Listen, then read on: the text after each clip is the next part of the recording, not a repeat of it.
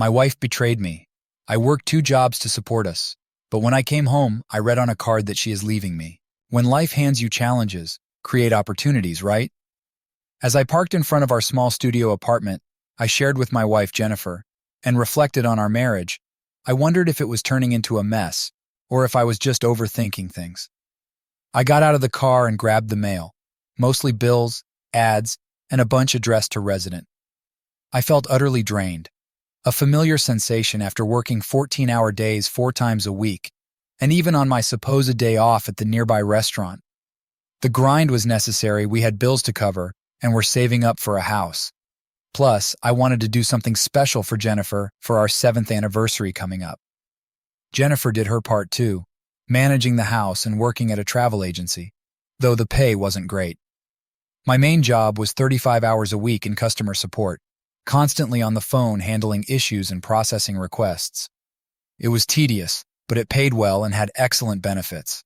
I made $22 an hour with monthly bonuses and a quarterly bonus based on company performance. My bonus checks usually outstripped my hourly pay. On top of that, I put in hours at a restaurant, taking orders and managing transactions. It wasn't glamorous, but it offered a break from my usual routine. I'd been keeping up this double life for nearly 3 years and it was wearing me down. On the upside, our finances were stable, and we'd saved a nice chunk for a house down payment. I pulled in over $6,000 a month before taxes. My goal was to quit the second job once we were financially secure after our upcoming anniversary trip. I planned to reevaluate our finances. Because of my hectic schedule, Jennifer had been handling the bills for the past year, and she seemed to be managing fine. She had scored us tickets for a 7-day Mediterranean cruise at a massive discount through her job. I decided to splurge and upgrade to a suite with a balcony and ocean view. I was really looking forward to some quality time alone with her. We both took our vacations at the same time, planning to leave after work tomorrow, which was Thursday. Climbing the stairs to our apartment, I unlocked the door and walked into darkness, with nothing but the ticking clock on the wall breaking the silence. Odd, I thought. Jennifer didn't say she wouldn't be home. I dropped the mail on the table and flipped on the light. The place was as clean and tidy as usual, but something felt off. "Jennifer, I'm home," I called out, but there was no response. In the kitchen there was no dinner waiting for me, which was unusual because she usually left me a plate in the fridge on nights I worked late. In the bedroom, the bed was neatly made, but Jennifer was nowhere to be seen. I pulled out my phone and tried calling her, but it went straight to voicemail. "Jennifer, it's Michael. Where are you? I'm at the apartment. Call me." I hung up and sent a text, but still no response. I noticed several of her things missing from the closet. Where could she have gone? Did she leave me? I opened her dresser drawers and saw more items missing. In the bathroom, most of her toiletries were gone. Then I spotted an envelope on the counter addressed to me in her shaky handwriting. I grabbed it and went to the living room to read her letter. The letter didn't start with "Dear Michael," just Michael, which already felt ominous. She wrote that she knew this would be hard for me to understand, and that she expected me to be angry. She explained that she had been having an affair for the past several months and was now with her lover on the trip we had planned for our anniversary. She mentioned our talks about having kids, but admitted she didn't want children with me. She acknowledged that I was a hard worker and a good provider, saying I would make a wonderful father to someone else's kids. She confessed that she had stopped taking contraception at her lover's request, so he could be the one to get her pregnant. She apologized for her cold words and assured me that her lover, Richard, was a good man in every way. According to her, everyone at work knew about their relationship and supported their decision to leave together. The letter went on to say her colleagues thought I'd be a great father to the kids she planned to have with Richard. She admitted she had fallen in love with Richard, but said it wasn't the same kind of love she had for me. She compared her feelings for me to those of a close friend or sibling. Despite everything, she didn't want a divorce. She thought it would be best if we stayed married so our combined insurance could cover her pregnancies and I could raise Richard's children. The letter outlined a new arrangement for the future. Richard would be spending the night at our house. She suggested I find somewhere else to stay on those nights, maybe even get a third job to keep busy while they were together. She said our intimate relationship was over because Richard insisted on exclusivity and she no longer found me attractive. She warned that if I pursued a divorce, she would claim half of my paycheck retirement benefits, and child support. She admitted that a part of her felt hurt too, but she and Richard had decided to take the trip early, using the tickets I had bought. They had blocked my number to avoid my calls and texts, planning to send me pictures and videos to show what I was missing. The letter ended with her saying she had to go because the taxi was waiting to take her to meet Richard at the seaport, and they wanted a head start on their trip. She had promised to contact me upon their return so I could pick her up. The letter expressed regret, but insisted that this was the way things had to be from now on. It was signed, "Your friend, Jennifer." I sat there in shock, the letter slipping from my grasp. Friend? What kind of friend would do this? With friends like Jennifer, who needed enemies. Sure, things had felt off these past few months, but I chalked it up to my crazy schedule. That's why I splurged on that trip. But the more I thought about that letter, the angrier I became. I ripped the ring off my finger and hurled it across the room. To hell with her and her ludicrous notions. If she thought I'd just sit back and accept this, she was out of her mind. I glanced at the clock, 2 a.m. With only 5 hours until my day job, I knew sleep would be scarce. As I tried to fall asleep, thoughts of her with this Richard guy flooded my mind. Opting for the couch, I grabbed a pillow and a blanket.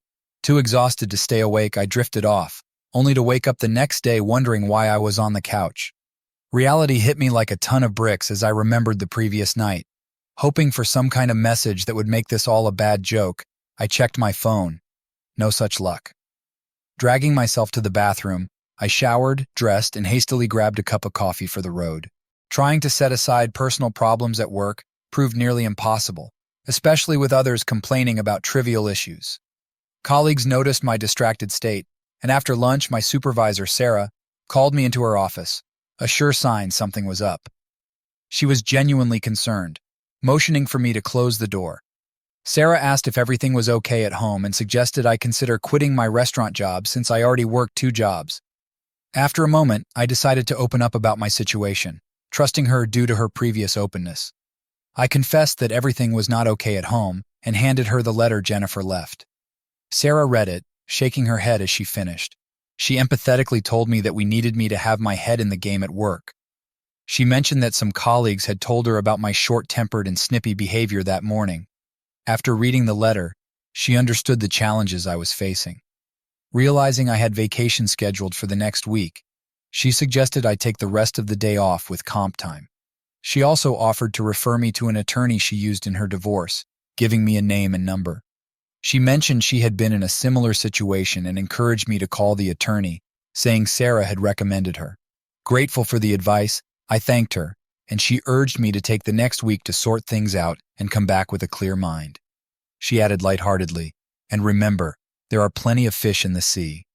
I acknowledged her with, "I hear you, Sarah," thanked her again, and then shut down my desk, informing my cubemate that I would be back in a week or so. He waved as I left. In my car, I retrieved the note Sarah provided and dialed the number. The receptionist at the law offices of Robinson and Fields answered, and I requested to speak with Victoria Robinson, mentioning that Sarah Monroe had recommended her. The receptionist placed me on hold and returned after a couple of minutes, informing me that Miss Robinson was in court that afternoon, but had an open slot at 4 p.m. I confirmed that would be perfect. After jotting down the address, I thanked the receptionist and ended the call. I realized I had enough time to visit the travel agency where Jennifer worked, hoping to intervene and maybe get a refund for our plans. Upon reaching the agency, parking the car, and entering, the 4 women in the main office glanced up, their expressions hinting at their awareness of the situation.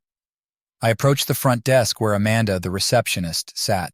She greeted me, and I stated my intention to see Jennifer.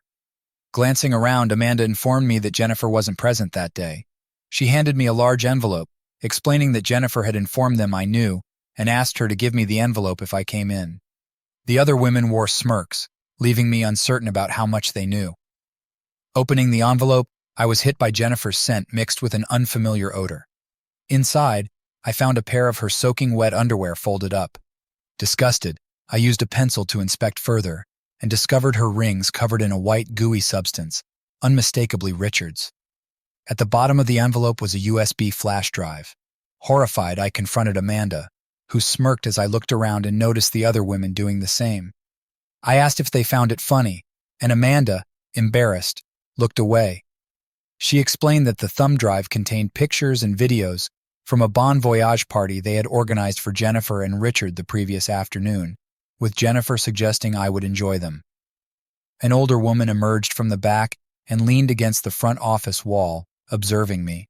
She informed me that Jennifer and Richard had already left and that everyone at the agency was aware of their relationship.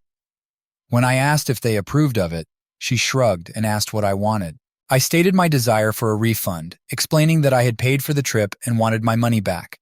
Since I didn't have the tickets, she replied that the tickets were non-refundable and mentioned it was nice of me to let Jennifer put one in Richard's name. I disputed that claim, asserting that what Jennifer did was fraudulent and insisted on getting my money back. She refused, saying it wouldn't happen.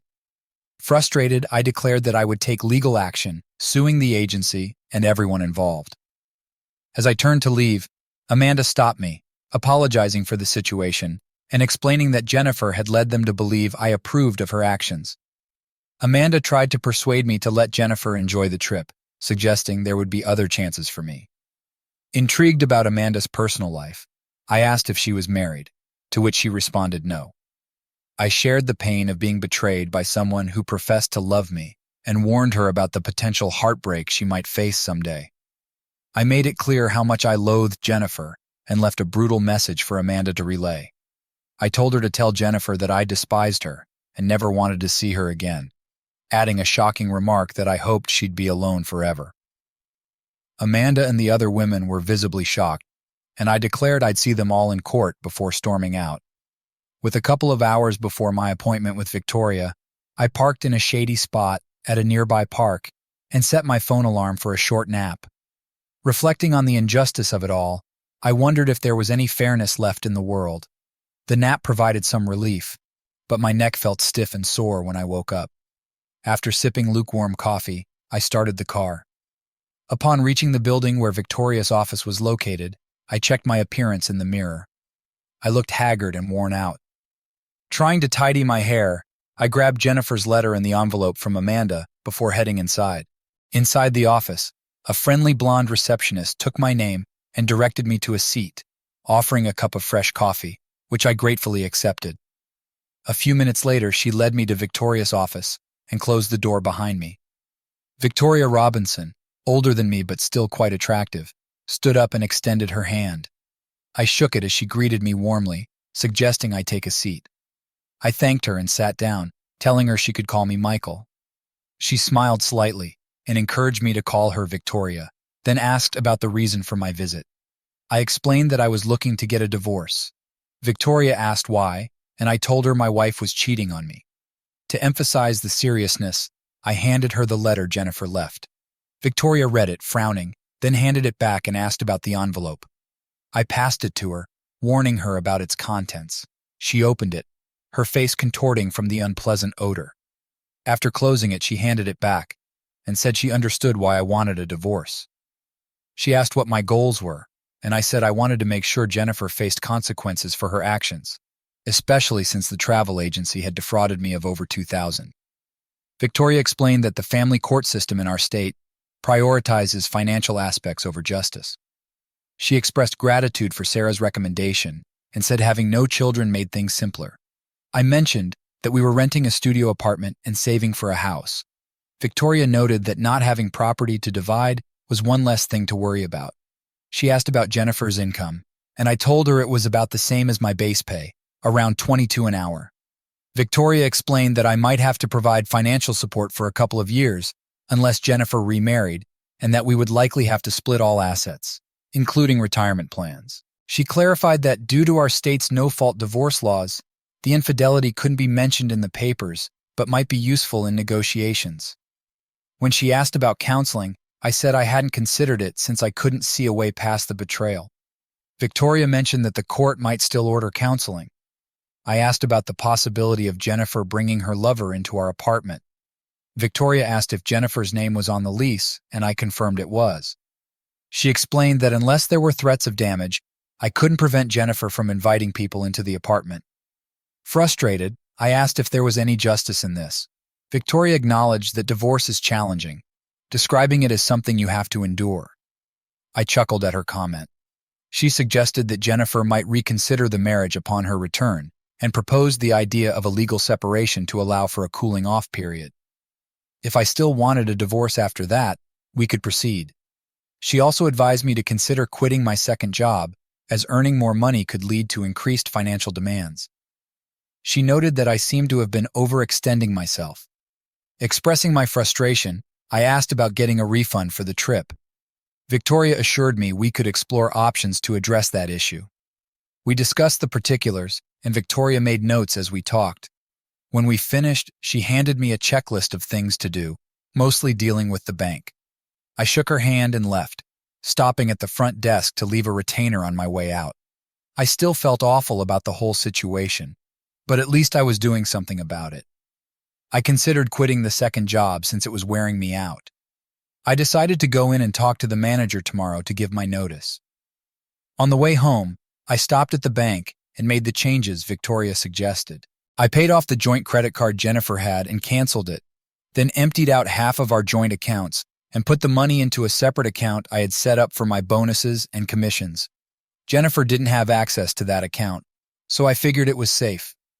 I had planned to use that money for a house, but those plans were now out the window. I got home, grabbed the mail from the mailbox, then ate some leftover lasagna Jennifer had made a few days earlier. She had a habit of cooking large dishes and freezing what we didn't eat for later. It took a while to thaw, but that was fine by me. I sat down with my dinner and sorted through the mail. It was mostly junk advertisements and offers addressed to resident or occupant, but one piece stood out: a handwritten invitation with elegant calligraphy addressed to me personally from something called Lexington Gallery.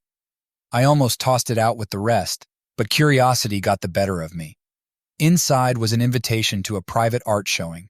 I wasn't sure if this was something Jennifer had signed me up for. She always tried to get me interested in the arts, though I rarely had time for such things with my busy work schedule. The invitation specified that I should be there at 10 a.m. sharp. As I stared at it, I felt an inexplicable pull to attend. Don't ask me why. I put the invitation on the refrigerator door with a magnet and decided to go. If nothing else, it might distract me from my problems for a bit. Determined to face the envelope Amanda had given me, I donned a pair of latex gloves and opened it, bracing myself against the unpleasant smell. I retrieved Jennifer's underwear, noticing the ring nestled in the wettest part, and placed them in a plastic sandwich bag, sealing it tightly. I wiped down the USB drive with disinfectant wipes, uncertain if it would help, but opting for caution given the enclosed items. Setting up my laptop, I inserted the drive, dreading what I might see. The folder contained photos of Jennifer with a man I assumed was Richard, enjoying drinks and socializing with office friends. Richard's hands were all over her in the photos, and the other girls, including their supervisor, were smiling and laughing. More pictures showed Jennifer undressed over a toilet bowl with two girls, one of them Amanda, holding her underwear, which contained the rings I had placed on her finger almost 7 years ago. The final picture showed Jennifer, still undressed, waving at the camera with a smile, her underwear and rings beneath her. I had never felt so humiliated in my life. A wave of intense hatred surged through me. Exiting that folder, I found another with several video files. Reluctantly, I began to watch, focusing more on what they were saying than on what I was seeing. In the last video, Jennifer adjusted herself over the bowl as others brought in the underwear.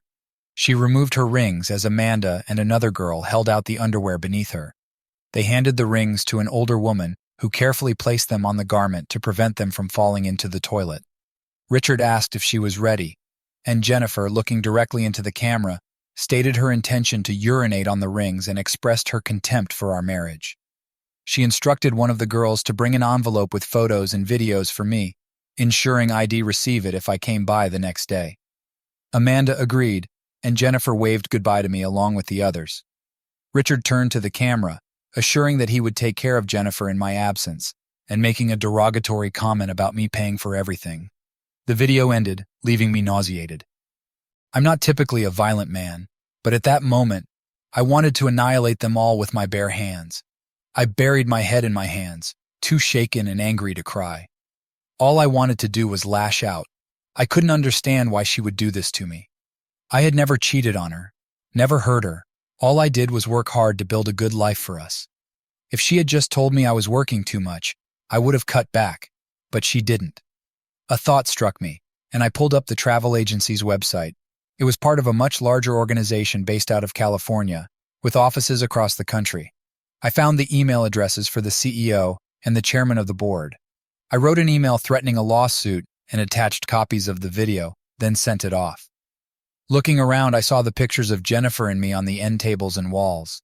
I lost it and tore them all down, ripping her image out of everyone. I was looking for something else to destroy when the doorbell rang. Who could that be? Peering through the peephole, I saw Amanda with another woman from Jennifer's office. I couldn't remember her name at the moment. I opened the door and growled at them, causing them to jump back in shock. Amanda begged to talk, and I questioned their motives, expressing my reluctance to hear anything they had to say. When they asked if they could come inside, I pulled out my phone to start a voice recording, then let them in and sat down on the couch, demanding to know why they were there. When they asked for something to drink, I declined, urging them to get to the point and leave.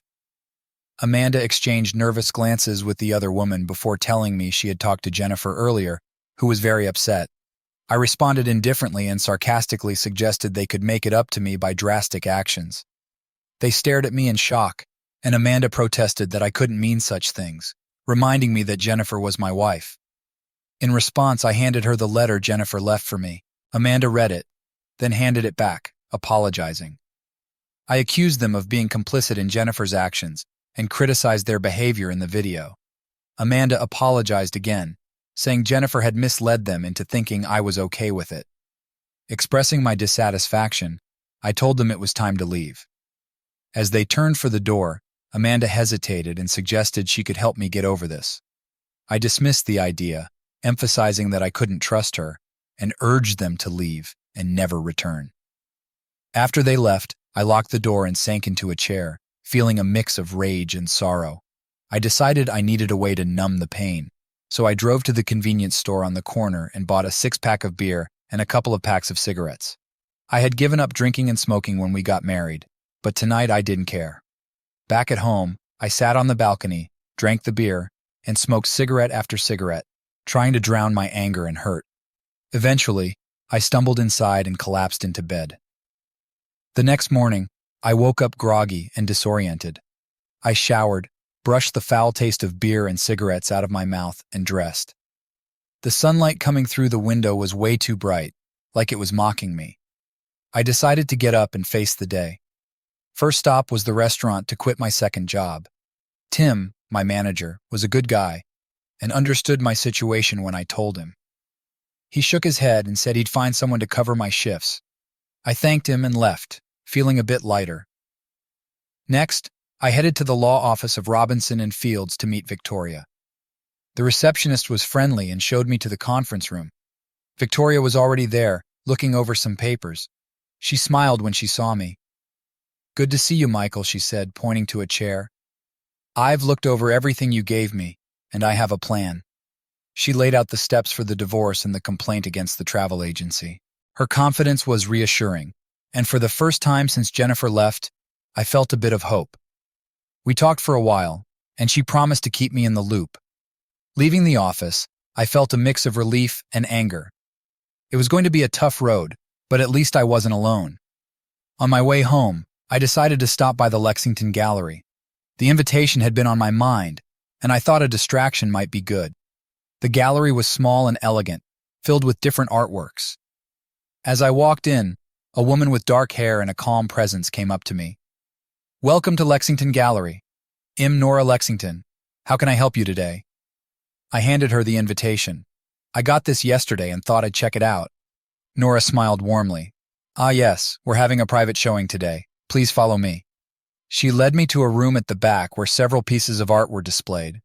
The room was peaceful, with soft music playing. As I wandered around, I felt a sense of calm. One painting caught my eye, a vibrant abstract piece that seemed to move with energy. "That's one of my favorites," Nora said, appearing beside me. "It's called Renewal." "It's incredible," I admitted. "I can't explain it, but it speaks to me." Nora nodded.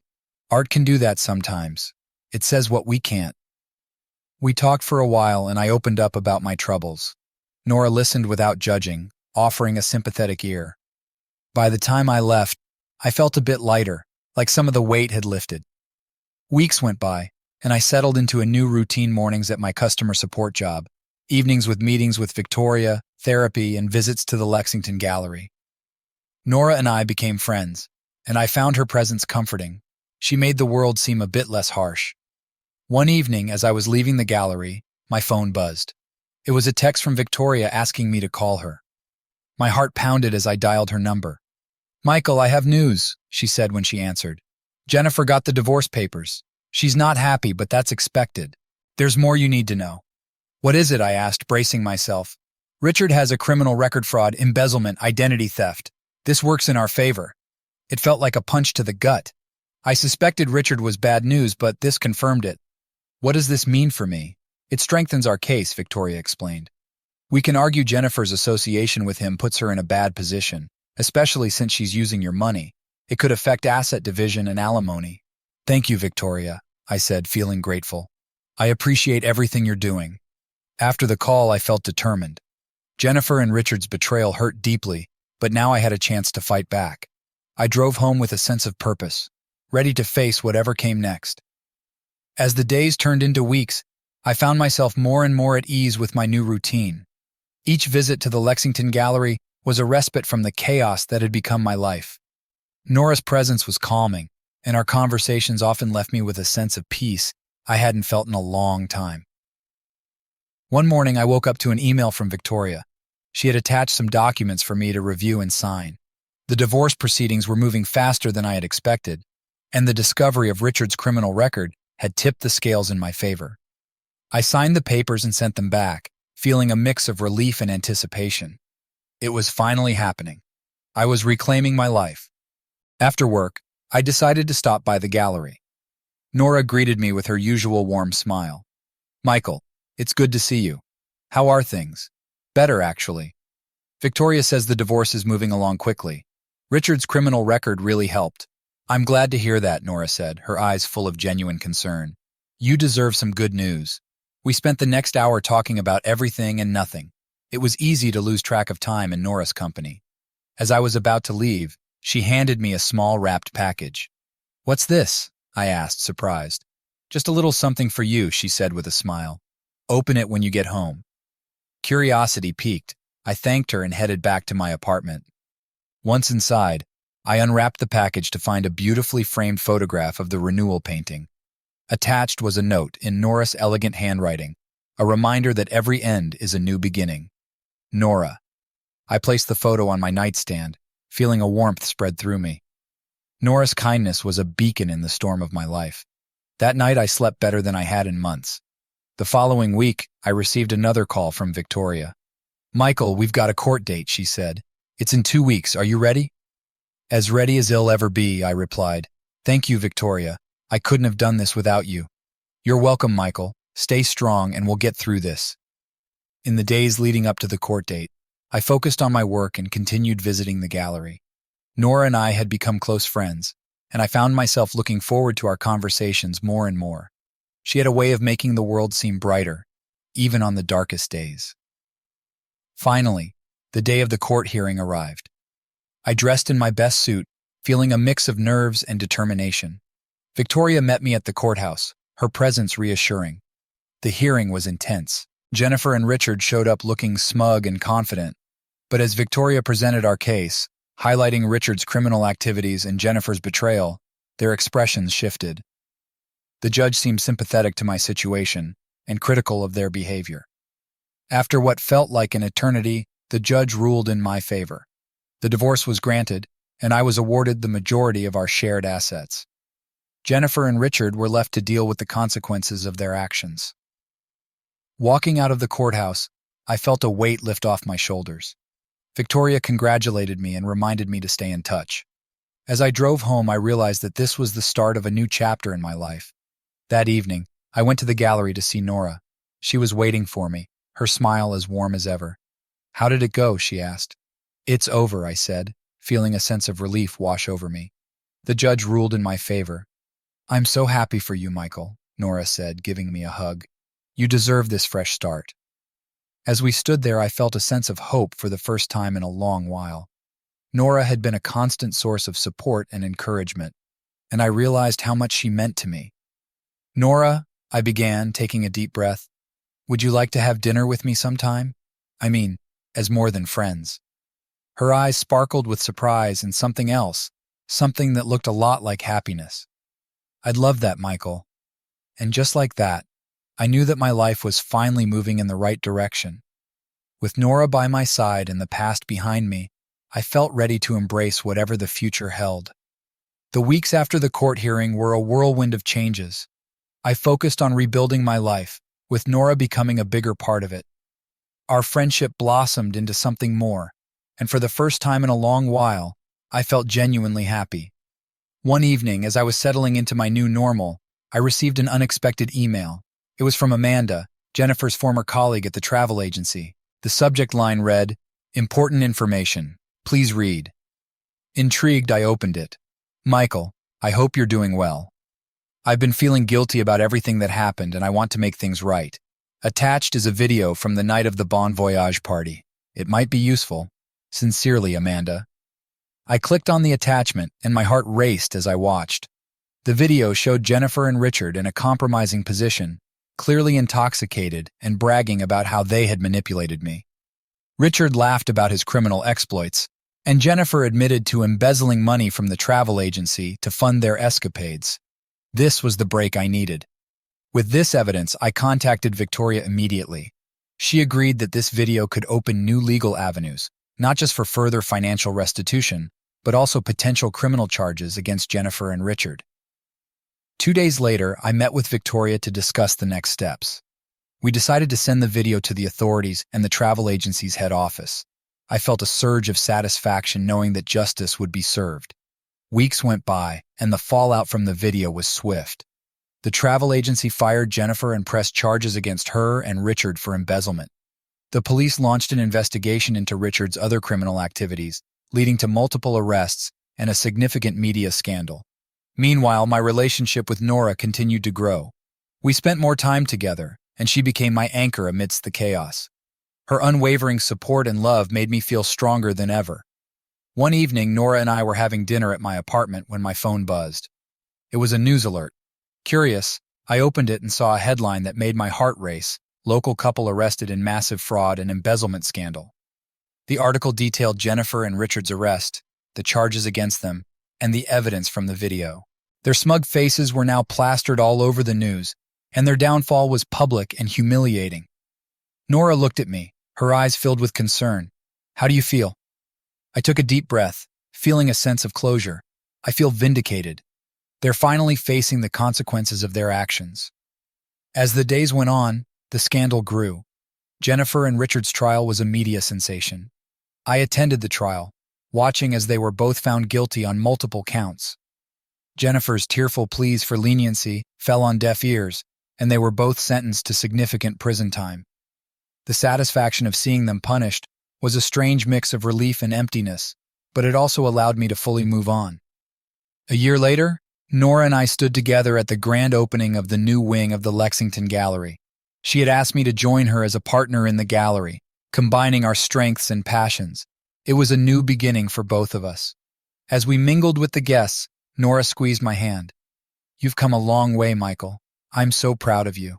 "Thanks to you," I said, kissing her cheek. "I couldn't have done it without you." Just then I noticed Amanda among the guests. She approached us, a tentative smile on her face. "Michael, Nora, I'm so glad I could make it." "Amanda, thank you for everything," I said sincerely. "Your decision to send that video changed everything."